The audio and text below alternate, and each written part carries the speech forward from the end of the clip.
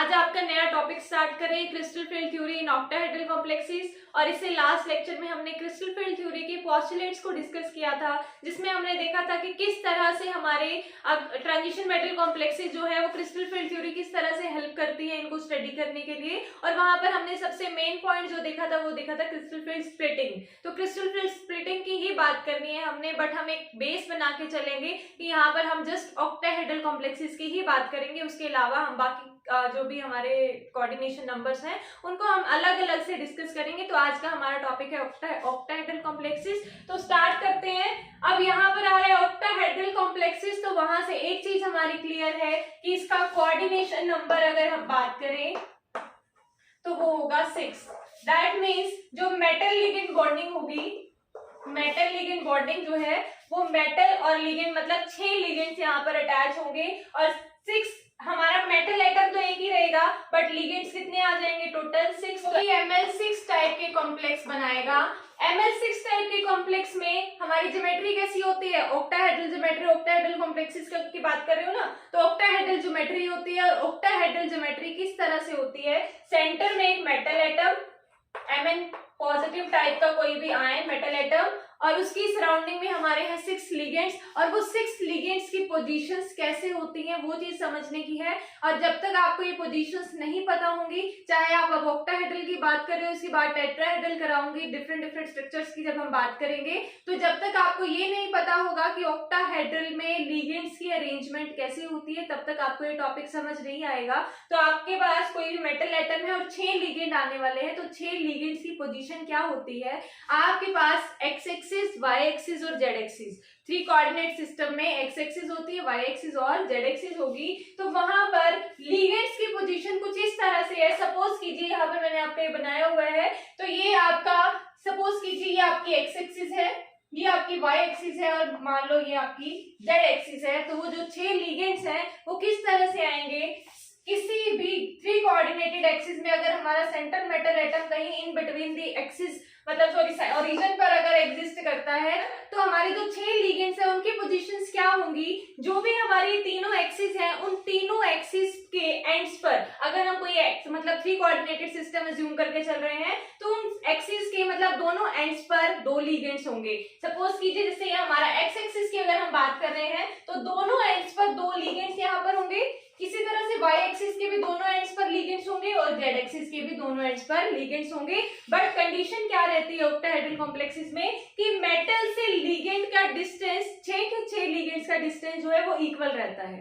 तो अगर 6 के 6 का डिस्टेंस अगर इक्वल है तो हमारी ज्योमेट्री कुछ इस तरह से बनेगी। यहाँ पर सेंटर मेटल एटम, एक लिगेंड आपका यहाँ पर, उसी के इक्वल डिस्टेंस पे एक लिगेंड यहाँ आ गया, एक लिगेंड यहाँ, इस तरह से हमारी ये ज्योमेट्री बनती है। और आप अगर इन 2D स्ट्रक्चर आप बात करोगे तो आपकी ज्योमेट्री किस टाइप की होती है? देखो यहाँ सेंटर मेटल एटम, एक लिगेंड यहाँ पर, मतलब यहाँ 4 लिगेंड्स ये आ गए आपके, और ये होती है आपकी ऑक्टाहेड्रल कॉम्प्लेक्सेस। अगर आप बात करोगे 2D में, तो 2D में अगर आप इस तरह से रिप्रेजेंट करते हो तो यहाँ भी देखिए इसी टाइप की आपको ज्योमेट्री देखने को मिल रही है और आपको लिगेंड्स जो है वो 6 के 6 लिगेंड इक्वी डिस्टेंस मिलते हैं। उसी ज्योमेट्री को बोलते हो आप ऑक्टाहेड्रल ज्योमेट्री। तो ये तो बात हुई ऑक्टाहेड्रल ज्योमेट्री की, जो कि आप पहले भी पढ़ चुके हो, बट यहाँ पर रिवाइज करना बहुत जरूरी था, तभी आप आगे के कंसेप्ट को समझ पाओगे। तो ऑक्टाहेड्रल ज्योमेट्री मतलब हमें इस चीज को पढ़ना है और इसमें मतलब इस टाइप की स्ट्रक्चर में हमें देखनी है क्रिस्टल फील्ड स्प्लिटिंग या क्रिस्टल फील्ड थ्योरी को अप्लाई करना है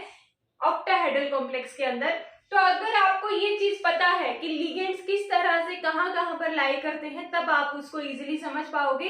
क्यों मैं ऐसा बोल रही हूँ? क्योंकि लास्ट लेक्चर में आपने देखा था जब क्रिस्टल फील्ड स्प्लिटिंग टर्म की जब हमने बात की थी, तो वहां पर स्प्लिटिंग किसकी हो रही थी?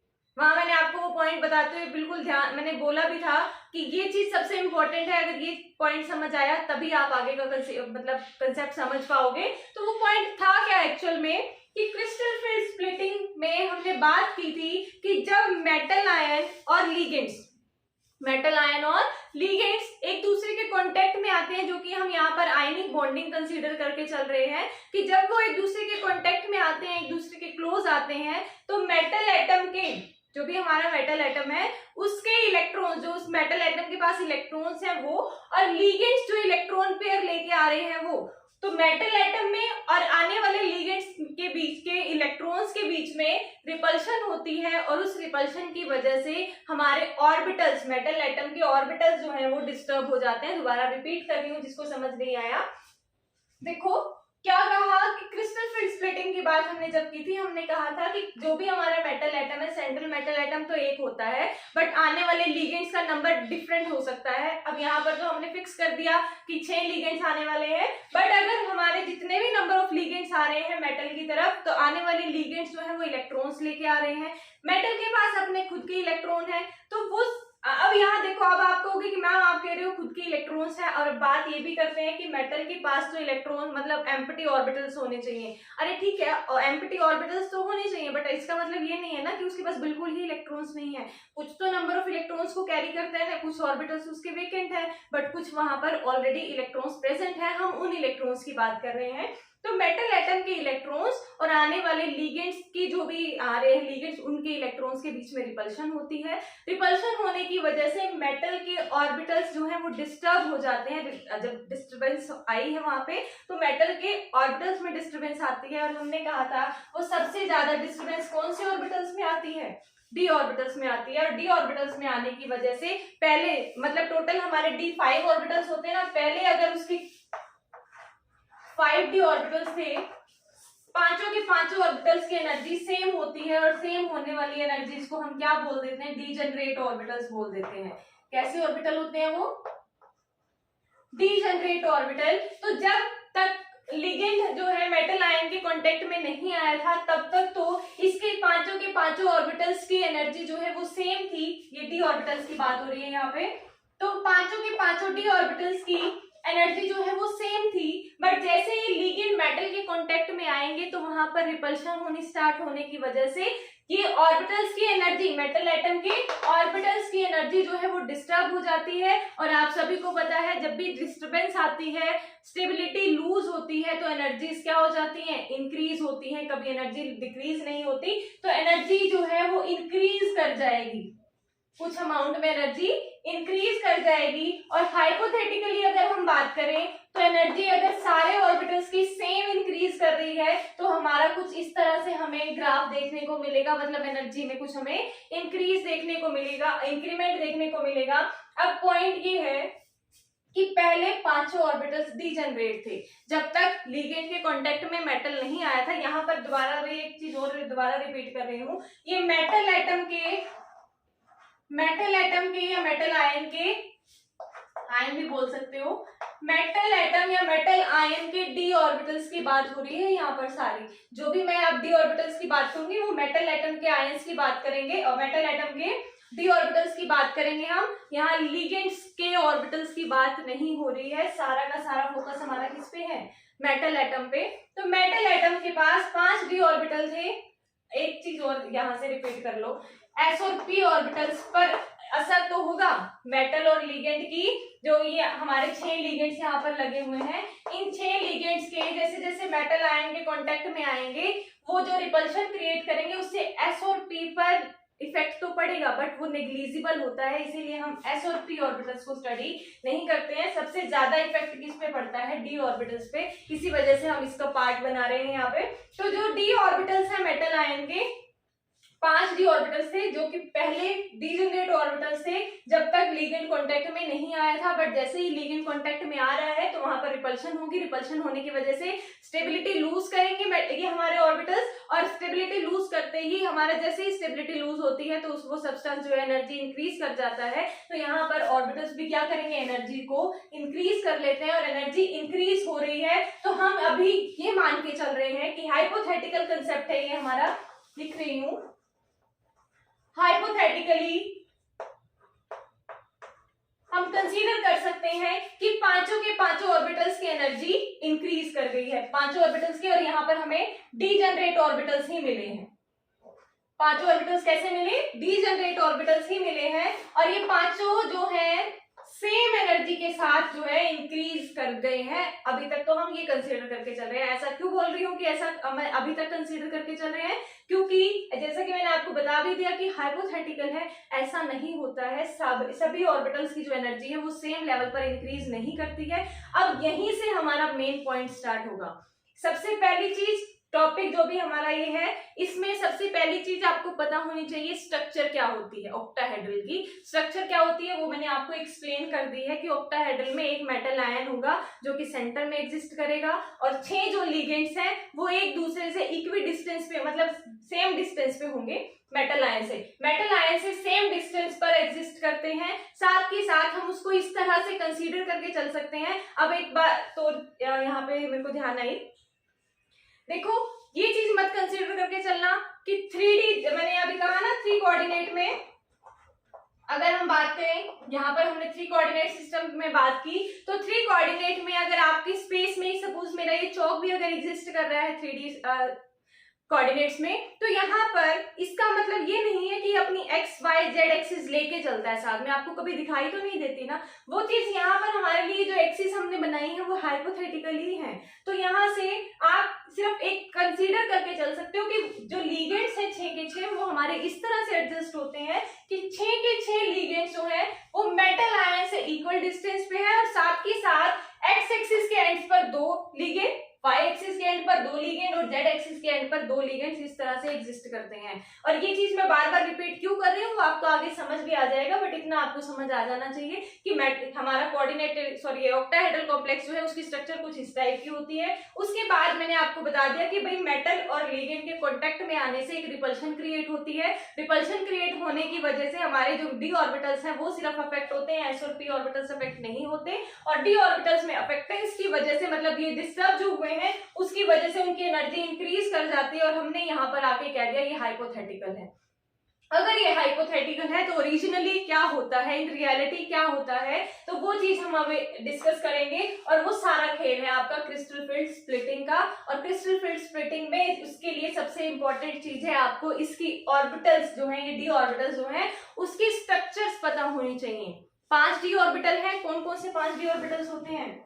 D x y, d Y z, d z x, d x square minus Y square और डी जेड स्क्वायर। ये पांचों ऑर्बिटल्स को आप 11th 12th क्लास से ही पढ़ना स्टार्ट कर देते हो और सभी को इनकी स्ट्रक्चर्स भी ऑलमोस्ट पता होती हैं। हालांकि मैं रिपीट करने वाली हूँ, आज रिवाइज कराऊंगी आपका, बट फिर भी मैं इतना एक्सपेक्ट करके चल सकती हूँ जो बच्चा ये देख रहा है ना CFT, उसको डी ऑर्बिटल्स की स्ट्रक्चर्स पता होंगी कि किस तरह से डी एक्स वाई एग्जिस्ट करते हैं, मतलब इनकी शेप्स क्या होती हैं, D Y Z, Z x और X square minus Y square और जेड स्क्वायर। तो इनकी शेप्स आपको ऑलरेडी पता है, बट स्टिल हम एक बार रिवाइज तो कर लेंगे, पर उसको हम रिलेट करेंगे यहाँ पर। कैसे रिलेट करेंगे कि अगर ये एक लिगेंड ये आ रहा है, एक लिगेंड ये आ रहा है, 6 के 6 लिगेंड्स आ रहे हैं, 6 के 6 लिगेंड्स आ रहे हैं, सभी के सभी आ किसकी तरफ रहे हैं, मेटल की तरफ ही आ रहे हैं ना, अलग अलग डायरेक्शन से आ रहे हैं। अलग अलग डायरेक्शन से आने के बाद अब ये देखो इसके पास तो 5 ऑर्बिटल हैं, हमने कहा एसपी को तो अफेक्ट नहीं करेगा, डी को करेगा सिर्फ। अगर डी को भी करेगा तो डी भी तो 5 है, और डी 5 होने के साथ साथ पांचों की शेप अलग अलग है। शेप आप अभी डिस्कस करेंगे हम, तो यहाँ शेप पांचों की अलग अलग है और अलग अलग शेप के पास लिगेंड्स आ रहे हैं। हो सकता है यहाँ पर कोई और ऑर्बिटल मिले, हो सकता है यहाँ पर कोई और ऑर्बिटल मिले, और वो किस तरह से मिलेंगे वो भी अभी आपको समझ आएगा। पर यहाँ अलग अलग ऑर्बिटल्स मिलेंगे, तो अलग अलग ऑर्बिटल्स मिलेंगे तो अलग अलग तरह का ही तो इंटरेक्शन होगा ना। सपोज कीजिए आपके घर में कोई गेस्ट आ रहा है, आपकी मम्मी से मिलेगा अलग तरीके से बिहेव करेगा, पापा से मिल रहा है अलग तरीके से बिहेव करेगा, फैमिली के हर मेंबर से मिलते हुए अलग टाइप का बिहेव करेगा। सपोज आपके फैमिली में 5 ही मेंबर हैं, तो पांचों के साथ इंटरेक्ट करने का तरीका हर किसी का अलग अलग हो जाता है। छोटों के साथ अलग तरह से बिहेवियर, बड़ों के साथ अलग तरह से बिहेवियर, तो वैसा ही कुछ आपको यहाँ देखने को मिलेगा। उसके लिए सबसे पहले हम एक बार फटाफट रिवाइज कर लेंगे डी ऑर्बिटल्स की शेप को। तो चलो डिस्कस करते हैं हम। एक सेकेंड बचे।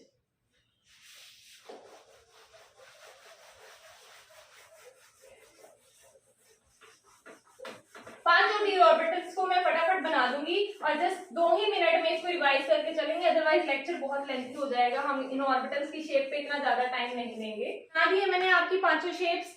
ड्राइंग पे ज्यादा ध्यान मत देना, क्योंकि मेरे को मेनली आपको समझाना है। मेरी थोड़ी ड्राइंग टेढ़ी मेढ़ी सी ही है, मैं एग्जाम में खुद भी ऐसे ही बना के आती थी, बट स्टिल आप ये चीज समझो कि मैंने यहाँ पर जैसे आपको इसलिए रिलेट कराने की कोशिश की है क्योंकि अगर आपके सामने शेप बना दूंगी तो आप इजीली समझ पाओगे क्रिस्टल स्प्लिटिंग को। यहाँ पर तो मैंने 5 शेप्स बनाई हैं, मैं एक बार आपको थोड़ा सा बता देती हूँ इसके बारे में। dxy, yz और zx तीनों पर ध्यान देना। dxy, yz और zx इनकी शेप जो है वो सिमिलर होती है। कैसे होती है, क्यों होती है, वो चीजें आप अपना बाद में पढ़ना, 11th-12th में आपने कर लिया है, वो चीज नहीं बताऊंगी, जैसे आपकी डायरेक्ट में शेप पर ही आ रही हूँ। तो dxy, yz और zx में हमारी शेप कैसी होती है, उनमें हमारी 4 लोब्स होंगी। कैसी होती है? 4 लोब्स। कितनी होंगी? सॉरी, 4 लोब्स होती हैं, और ये चारों लोब्स जो है एक्स और वाई एक्सिस के इन बिटवीन मिलती हैं। एक्स एक्सिस और वाई एक्सिस के इन बिटवीन मिलती हैं, या फिर यूं बोलो एक्स वाई प्लेन में इन बिटवीन हमें देखने को मिलती हैं 4 लोब्स। देखो सपोज आप dxy की बात करोगे तो dxy में 4 लोब मिले, 1 2 3 4, और ये चारों के चारों लोब्स जो हैं वो हमारा in between the axis, axis ये रही, एक एक्सिस ये रही, बट हमारी लोब कहाँ पर है? बीच में है, तो वो इन बिटवीन दी एक्सिस बोला जाता है कि इन बिटवीन दी एक्सिस हमें लोब मिलेगी किसकी? dxy की। इसी तरह से dyz की y और z एक्सिस के बीच में लोब देखने को मिलेंगी। चारों लोब्स जो है इन बिटवीन दी एक्सिस, कौन सी एक्सिस के? yz एक्सिस के इन बिटवीन देखने को मिलेंगी। इसी तरह आप xz की बात करोगे तो xz की लोब्स भी कुछ ऐसे ही देखने को मिलती हैं xz प्लेन में। तो ये होंगी आपकी तीनों की बात, किसकी किसकी? dxy की, dyz की और dzx की। तो ये तीनों की बात हुई। इसके बाद बात करते हैं dx square minus Y square और dz स्क्वायर की। तो dx square minus Y square में हमें 4 ही लॉब देखने को मिलेंगी, बट वो जो चारों लॉब्स हैं वो एक्स एक्सिस और वाई एक्सिस के ऊपर देखने को मिलती हैं, मतलब ऑन द एक्सिस हमें देखने को मिलती हैं। चारों एक्सिस देखो, चारों की चारों लॉब्स जो है 1 2 3 4 हमें कहां पर देखने को मिल रही हैं? एक्स एक्सिस पर ही और वाई एक्सिस पर। 2 लॉब्स हमारी एक्स एक्सिस पर हैं, 2 लॉब्स हमारी वाई एक्सिस पर हैं। तो यहाँ से अभी तक आपने क्या चीज नोट करनी है? शेप्स कैसे आई, क्यों आई, वो चीजें हम अलग से टॉपिक को डिस्कस करने, मतलब इसको अलग से डिस्कस करना चाहिए। क्या बोलने लगी हूं मैं कि भाई जो भी ये जो स्ट्रक्चर्स हैं, सॉरी शेप्स हैं डी ऑर्बिटल्स की, वो आप अलग से अपना टॉपिक देखना जिसको नहीं पता। अदरवाइज मैं तो यही उम्मीद करके चल रही हूँ कि सबको पता ही है। तो आपको क्या चीज ध्यान रखनी है कि इन 5 ऑर्बिटल्स में 3 ऑर्बिटल्स की शेप तो ऐसी मिल गई है जो कि इन बिटवीन दी एक्सिस हैं। उसमें से एक की हम अगर बात कर लें तो वो हमें 4 लोब मिलेंगी, बट वो ऑन द एक्सिस हैं। तो इन तीनों में और इसमें एक ये डिफरेंस आया है कि ये ऑन द एक्सिस है और ये हमारा इन बिटवीन दी एक्सिस है। अब बात अगर करें dz स्क्वायर की, तो dz स्क्वायर जो ऑर्बिटल है उसमें हमें 2 लोब देखने को मिलेंगी। कितनी? 2 lobes on the z axis, और एक आपको कॉलर देखने को मिलता है, वो होता है आपका xy प्लेन में। xy प्लेन में क्या मिलेगा? पोलर देखने को मिलेगा। मतलब इसका मतलब क्या होगा? देखो, जो मोस्टली इलेक्ट्रॉन डेंसिटी है, मतलब dz के ऑर्बिटल में जो मोस्टली इलेक्ट्रॉन डेंसिटी है वो ऑन दी z एक्सिस ही मिलेगी, बट साथ में थोड़ी थोड़ी इलेक्ट्रॉन डेंसिटी हमें xy प्लेन के अंदर भी देखने को मिलेगी। तो ये चीज आपको समझ आ जानी चाहिए कि इन तीनों ऑर्बिटल्स में इलेक्ट्रॉन डेंसिटी से ही रिलेट करना कि इन तीनों ऑर्बिटल्स में electron density in between the axis होती है, इन बिटवीन दी एक्सिस होती है यहाँ पर।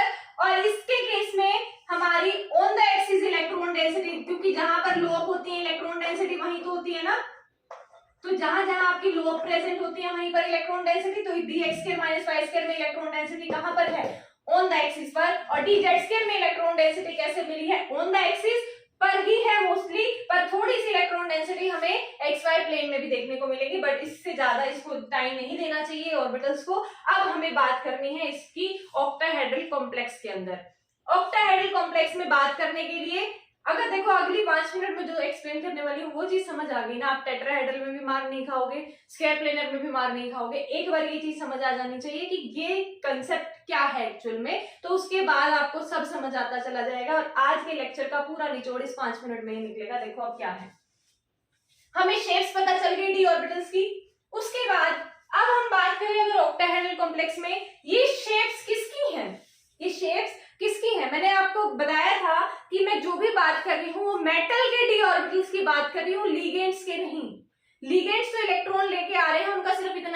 है कि वो इलेक्ट्रॉन लेके आ रहे हैं। अब उनको आगे, अब सपोज आपके घर कोई गेस्ट आ रहा है, वो गेस्ट सिर्फ ये सोच के आ रहा है भाई मैंने उसके घर जाना है, बट वो ये सोच के नहीं आ रहा कि वहां पर वो कैसे रिएक्ट करेंगे, वो कैसे रिएक्ट करेंगे, अगर वो आपको जानता ही नहीं है। कोई ऐसा गेस्ट आ रहा है जो आपको जानता ही नहीं, उसको वो तो आइडिया भी नहीं लगा सकता ना कि किस तरह से मेरा वेलकम होगा वहां पर। तो ये लिगेंड्स अननोन बन के आ रहे हैं, इनका काम है जस्ट लेके आना इलेक्ट्रॉन डेंसिटी को। अब इसके बाद यहाँ पर कैसे बिहेवियर मिलेगा वो डिपेंड करता है मेटल के ऊपर। तो मेटल में हमारे मिले हैं 5 लिगेंड। अब दूसरी चीज इन पर डिपेंड करेगी कि लिगेंड किस रास्ते से आ रहे हैं, ये भी चीज डिपेंड करेगी। अब देखो कैसे पांचों मेटल के डी ऑर्बिटल्स जो हैं वो यहीं पर एग्जिस्ट कर रहे हैं। मेटल यहाँ बैठा है ना, तो पांचों के पांचों डी ऑर्बिटल्स के यहीं पर हैं। अब लिगेंड आ रहे हैं, कितने? 6 लिगेंड्स आ रहे हैं, और वो 6 के 6 लिगेंड, सबसे इंपॉर्टेंट चीज, 6 के 6 लिगेंड कहां से आ रहे हैं? ऑन दी एक्सिस ही चल के आ रहे हैं। ऑन दी एक्सिस, मैंने ये तो नहीं कहा था ना लिगेंड यहाँ पर मिलेगा, लिगेंड यहाँ मिलेगा, यहाँ मिलेगा, नहीं। हम क्या बात कर रहे हैं कि लिगेंड्स जो है एक्स एक्सिस के एंड पर बैठे हैं 2, वाई एक्सिस पर बैठे हैं 2, जेड एक्सिस पर बैठे हैं 2।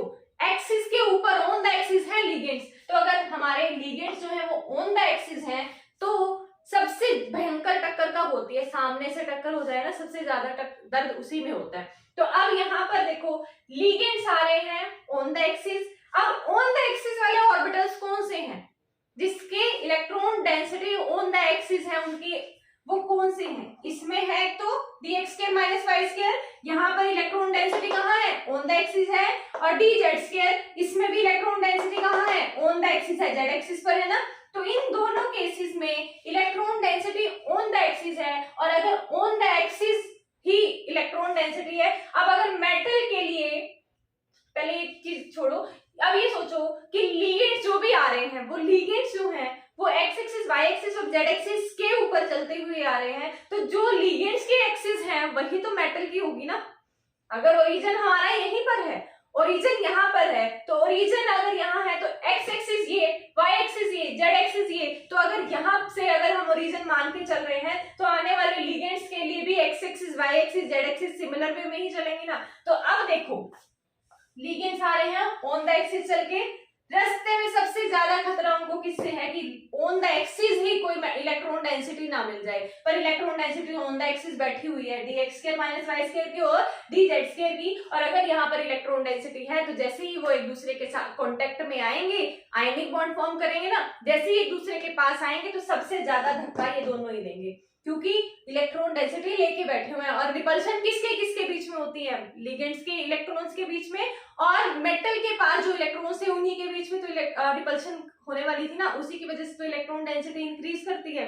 तो अब यहाँ मेन बात हमारी रिपल्शन की ही है। तो अगर रिपल्शन की है तो लिगेंड्स तो इलेक्ट्रॉन्स लेके आ ही रहे हैं, पर इन दोनों के जो इलेक्ट्रॉन डेंसिटी जो है वो ऑन द एक्सिस ही बैठी हुई है, और अगर ऑन द एक्सिस ही है तो सबसे ज्यादा रिपल्शन होगी इसमें। अब इसके बाद और अच्छे से समझ जाओगे जब ये वाला कंसेप्ट हम क्लियर करेंगे। उसके बाद क्या होगा कि अब ये तो कहाँ है? इन बिटवीन दी एक्सिस है।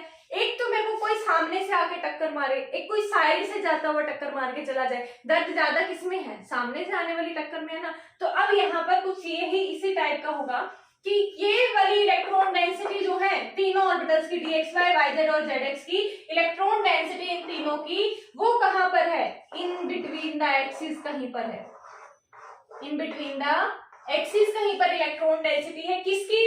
dxy, yz और zx की। और अगर इन बिटवीन द एक्सिस है तो लिगेंड तो आ नहीं रहे, लिगेंड जो है वो तो एक भी लिगेंड नहीं आ रहा है इन बिटवीन द एक्सिस से, तो इसमें रिपल्शन कम होगी। रिपल्शन तो होगी, अब मेरे को कोई साइड से टक्कर मार के जा रहा है, उसमें मेरे को दर्द तो होगा पर कम होगा। अगर मेरे को सामने से टक्कर लगेगी तो दर्द ज्यादा होगा। तो यहाँ पर वही चीज है कि लिगेंड जो आ रहे हैं वो ऑन द एक्सिस आ रहे हैं, ऑन द एक्सिस आ रहे हैं, तो रिपल्शन ऑन द एक्सिस वाले ऑर्बिटल्स ही ज्यादा करेंगे, और इन बिटवीन द एक्सिस वाले लिगेंड जो है वो रिपल्शन इन बिटवीन ऑर्बिटल्स वाले, सॉरी क्या बोल रही हूँ, इन बिटवीन दी एक्सिस वाले ऑर्बिटल जो है वो रिपल्शन कम क्रिएट करेंगे। कम वर्ड बोला है, बिल्कुल क्रिएट नहीं करेंगे ये नहीं बोला। तो इसका मतलब dxy, yz और zx, तो एक ग्रुप बना सकते हैं हम इसको, ये हमारे रिपल्शन करेंगे बट कम करेंगे, रिपल्शन लेस रिपल्शन क्रिएट करेंगे, लेस रिपल्शन क्रिएट करेंगे। और dxy - y² और dz², ये दोनों हमारे मोर रिपल्शन क्रिएट करेंगे। और दोनों ही ऑर्बिटल्स किसके हैं, तो मतलब दोनों ही ग्रुप्स की अगर बात करूं, एक ग्रुप मैंने ये बना दिया, एक ग्रुप मैंने ये बना दिया, इन दोनों ही ग्रुप्स में मतलब कि पार्ट किसके हैं, मेटल एटम के ही। और मेटल एटम के दो पार्ट बन चुके हैं। पहले हम जो कह रहे थे कि 5 डी ऑर्बिटल्स होते हैं, पांचों डी जनरेट होते हैं, पांचों की एनर्जी जो है वो इक्वल होती है, बट लिगेंड्स पास आए तो लिगेंड्स के पास आने से रिपल्शन होगी। और रिपल्शन में मैंने आपको अभी बना के दिखाया था कि हाइपोथेटिकली उनका जो एनर्जी है वो इंक्रीज कर जाएगी। और मैंने वहां कहा था हाइपोथेटिकल कंसेप्ट है कि पांचों की सेम एनर्जी इंक्रीज कर जाएगी, बट यहाँ पर हमने चीज समझ ली है कि पांचों की एनर्जी सेम इंक्रीज नहीं करेगी, हमारी ज्यादा इंक्रीज किसकी करेगी, इन दोनों की, क्योंकि ज्यादा रिपल्शन कौन करेंगे, ये। और अगर ये दोनों ज्यादा रिपल्शन करेंगे तो ज्यादा अनस्टेबिलिटी कौन लेके आएंगे ऑर्बिटल्स में, ये दोनों। और अगर ये ज्यादा दोनों अनस्टेबिलिटी लेके आ रहे हैं तो इनकी एनर्जी ही ज्यादा इंक्रीज होगी। अब ये तीनों जो है, इन तीनों की वजह से रिपल्शन तो होगी, बट वो रिपल्शन कम होगी, और रिपल्शन कम होगी तो वहां पर अनस्टेबिलिटी भी कम आएगी। इन तीनों की वजह से अनस्टेबिलिटी कम आएगी, और अनस्टेबिलिटी कम आएगी तो वो अपनी एनर्जी में कम इंक्रीमेंट कर पाएंगे, क्योंकि अनस्टेबिलिटी कम आ रही है। तो अब इसको अगर हम ओवरऑल कंसीडर करके चले, ओवरऑल समझे तो क्या रहेगा, देखिए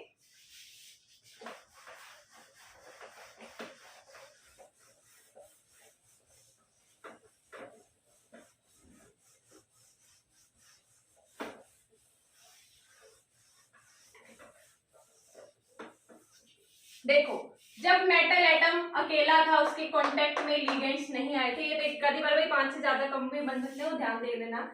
ये थे हमारे डी जनरेट डी ऑर्बिटल, ठीक है, ये है हमारे डी ऑर्बिटल। उसके बाद हम कह रहे हैं कि लिगेंड्स इसके कांटेक्ट में आ रहे हैं, किसके, मेटल एटम के या मेटल आयन के। इसके कांटेक्ट में जैसे ही लिगेंड्स आएंगे, तो लिगेंड्स के आते ही, लिगेंड्स तो इलेक्ट्रॉन लेके आ रहे हैं, मेटल आयन के पास खुद से इलेक्ट्रॉन है, तो वहां पर रिपल्शन होगी और इनकी एनर्जी जो है वो इंक्रीज कर जाएगी, बट वो हमारा है हाइपोथेटिकल केस। कैसा है, हाइपोथेटिकली हम कंसीडर करके चले तो इसकी एनर्जी इंक्रीज हुई और डी जनरेट ऑर्बिटल ही बनाए, but in reality crystal field splitting की वजह से ये एनर्जी इंक्रीमेंट ये तभी कर रही हूं,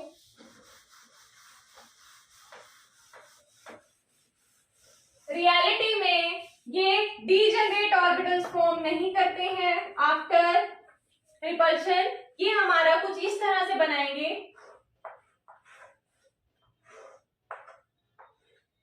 इससे ऊपर नहीं जाना चाहिए भाई, इससे नीचे नहीं जाना चाहिए, या इसके लेवल पर नहीं, आप बुक से देख लेना वो चीज। देखो मैंने इस लेवल से ऊपर ही बनाया है कि कुछ एनर्जी इंक्रीज तो जरूर हुई है। ये कौन से हैं, d x y, d Y z और डी जेड एक्स, और d x square minus Y square और डी जेड स्क्वायर।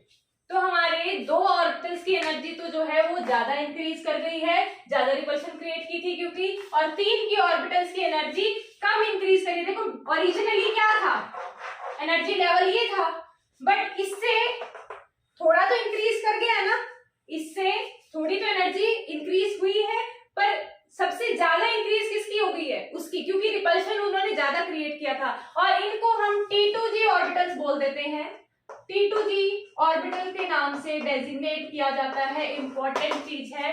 T2G से डेजिग्नेट किसको किया जाता है, DXY, DYZ और DZX को, और यहाँ पर इनको हम EG से रिप्रेजेंट करते हैं, EG ऑर्बिटल्स। तो EG ऑर्बिटल्स आपके DX square minus Y square और DZ स्क्वायर, और T2G ऑर्बिटल्स आपसे कोई पूछता है तो DXY, DYZ और DZX, जिनमें रिपल्शन कम होती है। क्यों रिपल्शन कम होती है, क्योंकि ये इन बिटवीन द एक्सिस होते हैं, और ऑक्टाहेड्रल कॉम्प्लेक्स में लिगेंड्स जो आ रहे हैं वो ऑन द एक्सिस आ रहे हैं, तो ऑन द एक्सिस वालों को ज्यादा रिपेल करेंगे, और ज्यादा रिपेल करेंगे तो उनकी एनर्जी ज्यादा इंक्रीज हो जाती है। ठीक है, यहां तक समझ आया। अब इसके बाद बात करते हैं, ये चीज एक और इम्पोर्टेंट चीज आपको बताने वाली हूँ। ये देखो, जिस लेवल तक हम देखो ये कंसीडर करके चल रहे थे कि मेटल आयन है जो भी, और वो लिगेंड्स के कांटेक्ट में आया, आने के बाद रिपल्शन हुई, रिपल्शन होने से एनर्जी इंक्रीज हो गई। हम मान के चल रहे थे भाई इतनी सी अब एनर्जी इंक्रीज हो जानी चाहिए, बट उससे ज्यादा इंक्रीज हो गई है। अब जितना हमने यहाँ पर हाइपोथेटिकली जूम किया था ना, उतना ही इंक्रीमेंट होता है। वैसे तो ओवरऑल अगर एनर्जी में चेंज देखा जाए तो उतना ही होता है, और जिस एनर्जी तक वो ओवरऑल जा रहे हैं, जो एनर्जी चेंज हुआ है, उसको बोला जाता है इसका बैरी सेंटर। ये बैरी सेंटर वर्ड नीचे आना चाहिए भाई, ध्यान रखना। ये बैरी सेंटर, बैरी सेंटर कौन सा?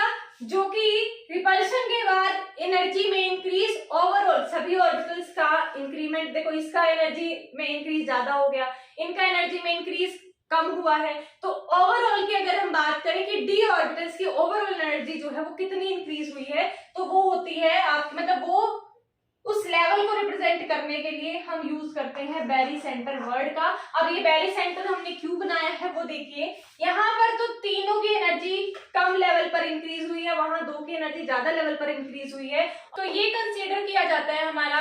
अब देखो 5 ऑर्बिटल है, देखो इसको लर्न करने का आपको इजीली याद रहेगा कि ये हमारे 5 ऑर्बिटल हैं। 5 ऑर्बिटल्स में से कितने कितने में स्प्लिट हो गए हैं? ये 3 में, ये 3 के पेयर में स्प्लिट हो गया, और ये हमारा 2 में। इस तरह से स्प्लिट हुए हैं ना 5 ऑर्बिटल्स में से। अगर मैं इनको यहाँ पे ना, देखो अभी अब मैंने बैरी सेंटर की बात की, तो बैरी सेंटर क्या होता है कि एवरेज एनर्जी को मेंटेन रखता है, कि जो भी हमारी एवरेज सी एनर्जी इंक्रीज होनी थी जितनी, उसको मेंटेन रखना है इसने। अब मेंटेन कैसे? 3 ऑर्बिटल्स तो नीचे चले गए, मतलब अपने एनर्जी लेवल को डिक्रीज करके चले गए, 2 जो है वो इंक्रीज करके चले गए, तो इसको मेंटेन रखने के लिए क्या करेगा? एवरेज वैल्यू रखने के लिए जो 3 है, जितने भी 3 ऑर्बिटल्स हैं, वो 3 ऑर्बिटल्स को तो दे देगा 2/5 पार्ट दे दे, और जो 2 ऑर्बिटल्स हैं उनको दे दे वो 3/5 पार्ट। किस तरह से देखो, अब ये 2/5 और 3/5 टोटल मिला के कितना बना देंगे? 1 बनाएंगे ना, तो 3/5 प्लस 2/5 किसके इक्वल आ गया? 5/5, दैट मींस 1 के इक्वल आ गया। इस तरह से बोल रही हूँ, तो ये ओवरऑल आपका कितनी वैल्यू दे रहा है? 1। तो इसका मतलब इसको तो ये 2/5 पार्ट दे दे, और इनको 2 को ये दे दे 3/5। अब वो किसका पार्ट दे, किसका 2/5 और किसका 3/5 देगा? वो देगा इस लेवल से, जितना ये हमारे जो ईजी ऑर्बिटल्स है जितना इंक्रीज करे हैं, और इनमें जितना डिक्रीज करा है, ये जो टोटल डिफरेंस होता है ना इनका, ये चीज ध्यान रखना, इंपॉर्टेंट मैं बताने वाली हूँ। इन दोनों ऑर्बिटल्स के बीच का जितने ये T2G और EG है, T2G एंड EG दोनों टाइप के ऑर्बिटल्स के बीच के एनर्जी लेवल को हम बोलते हैं crystal field splitting energy. Delta O से रिप्रेजेंट किया जाता है, डेल्टा है ये, डेल्टा O से रिप्रेजेंट किया जाता है। तो इन दोनों के बीच के एनर्जी को बोला जाता है क्रिस्टल फील्ड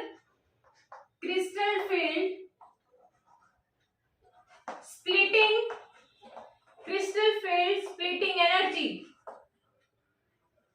जो कि रिप्रेजेंट किया जाता है डेल्टा O से, और यहाँ पर O रिप्रेजेंट कर रहा है ऑक्टाहेड्रल को, O रिप्रेजेंट कर रहा है ऑक्टाहेड्रल को। जब आप टेट्राहेड्रल की बात करोगे तो यहाँ पर डेल्टा T आ जाता है, तो ये यहाँ पर delta O crystal field splitting energy of octahedral complexes, यहाँ पर आप ऐड कर सकते हो ऑफ ऑक्टाहेड्रल कॉम्प्लेक्सेस। तो इसकी ये जो टोटल एनर्जी है वो डेल्टा O है, मतलब इनके बीच का डिफरेंस है। तो यहाँ पर इस बैरी सेंटर से T2G के बीच का एनर्जी जो डिफरेंस है वो कितना होगा? 2/5 डेल्टा O के इक्वल होगा। एक बार रब करके दोबारा लिखूंगी, पजल मत हो जाना।